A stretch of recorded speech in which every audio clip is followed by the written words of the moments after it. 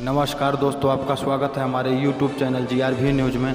जैसा कि आप सभी लोग जानते हैं कि इस चैनल पर देश दुनिया की 10 बड़ी और महत्वपूर्ण खबरों की अपडेट सबसे पहले आती है। इसी के साथ चलते हैं सबसे पहली बड़ी खबर की ओर। चीनी सैनिक को लौटाएगा भारत, ड्रैगन बोला आक्रामकता में कमी अच्छे संकेत। चीन की पीपुल्स लिबरेशन आर्मी के एक सैनिक को पूर्वी लद्दाख के डोम चौक सेक्टर में सोमवार को उस समय पकड़ लिया गया जब वह वास्तविक नियंत्रण रेखा LAC पर भटक कर भारतीय क्षेत्र में आ गया था। सेना ने बताया कि चीनी सैनिक की पहचान कारपोरल वांग यालांग के रूप में की गई है।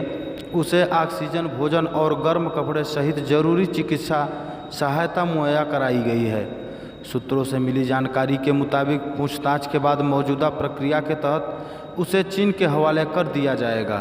के साथ चलते हैं अगली बड़ी खबर के। कोरोना से निपटने में पाक बांग्लादेश से भी पीछे है भारत, राहुल गांधी ने शेयर किया डाटा। कांग्रेस के पूर्व अध्यक्ष राहुल गांधी ने मोदी सरकार पर हमला बोला है। गिरती अर्थव्यवस्था और कोरोना संकट को लेकर राहुल ने केंद्र सरकार को घेरा है। राहुल गांधी ने 10 देशों का आंकड़ा ट्वीट कर शेयर किया है जिसमें अर्थव्यवस्था और कोरोना को लेकर फैक्ट दिए गए हैं। इसमें भारत की स्थिति चिंताजनक है।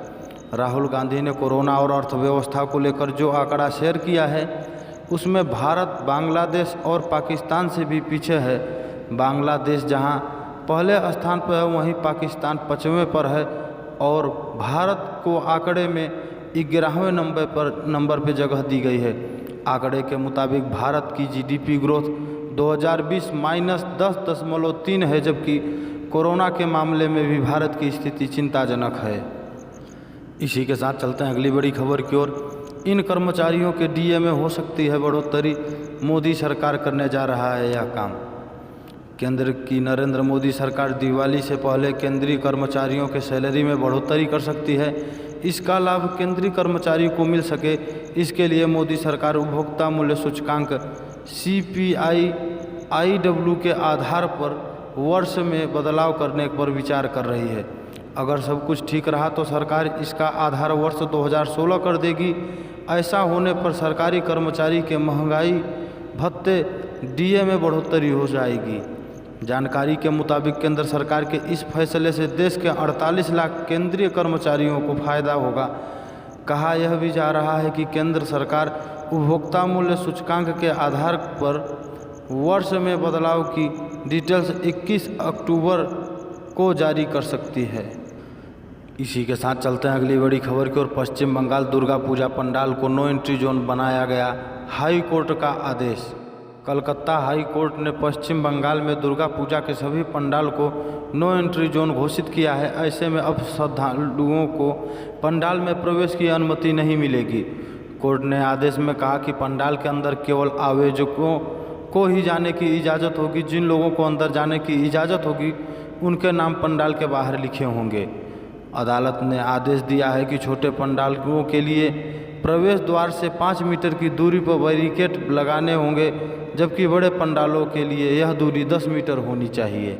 न्यायमूर्ति संजीव बनर्जी और न्यायमूर्ति अरिजीत बनर्जी की खंडपीठ ने कहा कि बैरिकेडों पर प्रवेश निषेध के बोर्ड लगे होने चाहिए। अदालत ने यह भी कहा कि आयोजन समितियों से जुड़े सिर्फ 15 से 25 लोगों को ही पंडाल में प्रवेश करने की अनुमति होगी। इसी के साथ चलते हैं अगली बड़ी खबर की ओर। 113 करोड़ रुपए के घोटाले में फारूक अब्दुल्ला से ED ने की पूछताछ। उमर बोले यह बस गुपकर का बदला। नेशनल कॉन्फ्रेंस के सांसद और जम्मू कश्मीर के पूर्व CM फारूक अब्दुल्ला से प्रवर्तन निदेशालय ने जम्मू कश्मीर के क्रिकेट संघ के कोष में से कथित गबन से जुड़े मनी लॉन्ड्रिंग के एक केस में सोमवार को पूछताछ की। अधिकारियों ने यह जानकारी देते हुए बताया कि पहले की तरह धन शोधन निवारण अधिनियम PMLA के तहत नेशनल कॉन्फ्रेंस के अध्यक्ष फारूक अब्दुल्ला का बयान दर्ज किया जाएगा।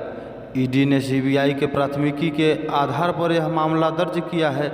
CBI के JKCA के महासचिव मोहम्मद सलीम खान और पूर्व कोषाध्यक्ष एहसान अहमद मिर्जा समेत कई पदाधिकारियों के खिलाफ मामला दर्ज किया गया था।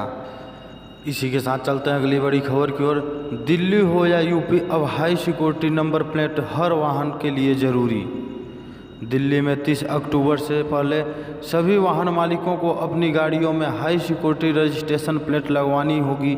दरअसल सरकार ने सुरक्षा के मद्देनज़र high security number plate HSRP वाहनों में लगवाना जरूरी कर दिया है। वैसे दिल्ली में 1 अप्रैल 2019 से पहले के सभी वाहनों के लिए high security registration plate HSRP और कलर कोड वाले स्टिकर लगाना अनिवार्य कर दिया गया है।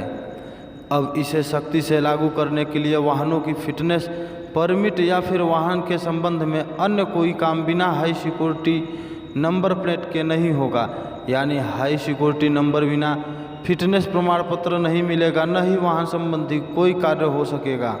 बिना हाई सिक्योरिटी नंबर प्लेट वाले वाहनों के RTO में होने वाले 13 कामों पर रोक लगा दी है। इसी के साथ चलते हैं अगली बड़ी खबर को। आइटम नंबर 1, 2, 3 इमरती देवी पर टिप्पणी को लेकर घिरे कमलनाथ ने इस तरह दी सफाई। बीजेपी नेता इमरती देवी पर आपत्तिजनक टिप्पणी को लेकर बुरी तरह घिरे मध्य प्रदेश के पूर्व CM कमलनाथ ने सफाई देते हुए कहा कि उन्होंने किसी का अपमान नहीं किया है। उन्होंने कहा कि वह नाम भूल गए थे।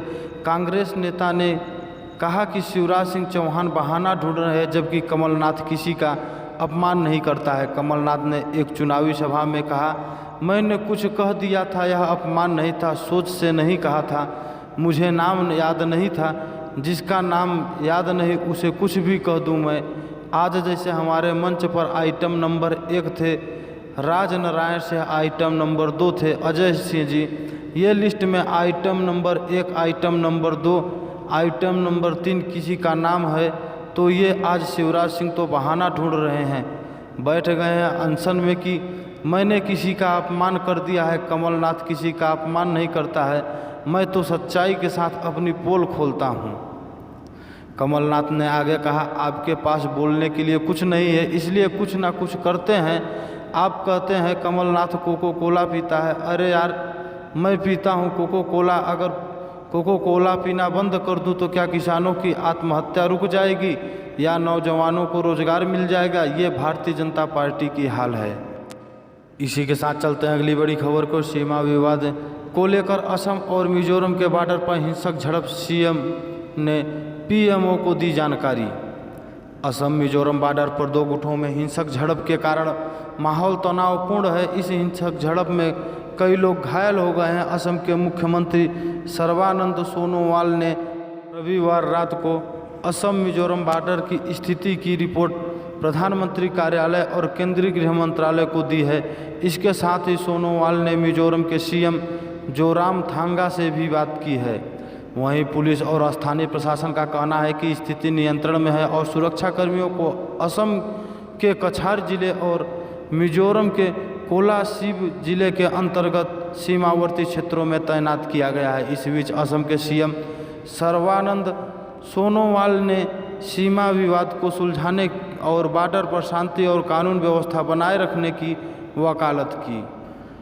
इसी के साथ चलते हैं अगली बड़ी खबर की ओर।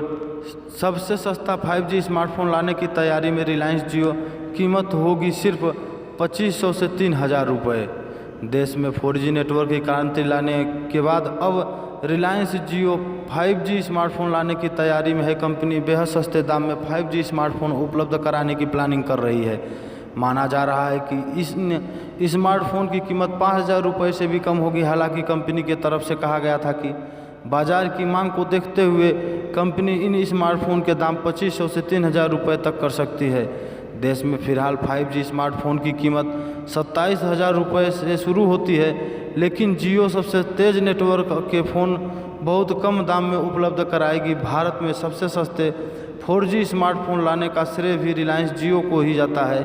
इन स्मार्टफोन की कीमत महज 1500 रुपये थी। इसी के साथ चलते हैं अगली बड़ी खबर की ओर। चीन के सामने झुका पाकिस्तान, 10 दिन के भीतर टिकटॉक से हटाया बैन। भारत और अमेरिका के बाद चाइनीज ऐप टिकटॉक को बैन करने वाला पाकिस्तान ड्रैगन के सामने खड़ा नहीं रह पाया और चाइनीज दबाव में आकर इमरान खान की सरकार ने वीडियो शेयरिंग ऐप से बैन हटा लिया है। पाकिस्तान सरकार की ओर से कहा गया कि चाइनीज ऐप कंपनी ने दावा किया है कि अश्लीलता फैलाने में शामिल सभी अकाउंट को ब्लॉक कर दिया जाएगा। पाकिस्तान टेलीकम्युनिकेशन अथॉरिटी पीटीए ने सोमवार को एक बयान में कहा था कि मुल्क में ऐप को अनब्लॉक कर दिया गया है। पाकिस्तान सरकार ने 9 अक्टूबर को ऐप पर बैन लगा दिया था। इमरान खान की सरकार ने आरोप लगाया था कि टिकटॉक से देश में अश्लीलता फैल रही। के साथ यह समाचार समाप्त होता है। इसी प्रकार के समाचार को पाने के लिए इस चैनल को सब्सक्राइब करो, ज़्यादा से ज़्यादा शेयर करें।